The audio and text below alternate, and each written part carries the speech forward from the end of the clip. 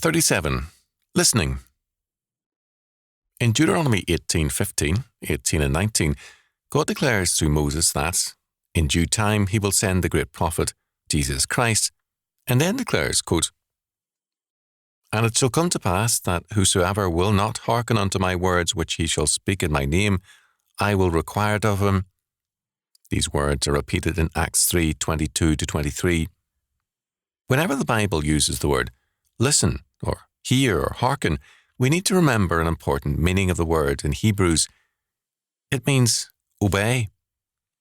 Our mothers often use the word listen in the same sense, saying, "Now you listen to me," meaning obey me or get spanked. The Bible uses the word in that same sense. When we hear God's word, we are not allowed merely to sit and decide whether or not we agree or whether or not we choose to obey God. God requires us to listen, meaning to go forth and obey Him. The preaching of God's word is thus intended to be preaching for action, for results in our lives.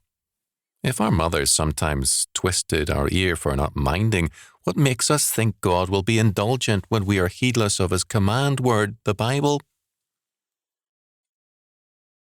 We are commanded to listen to God's word and to obey it. We're not given a choice. The Father declares of Christ the Son, "This is my beloved Son, hear Him." Luke 9:35. Are you listening?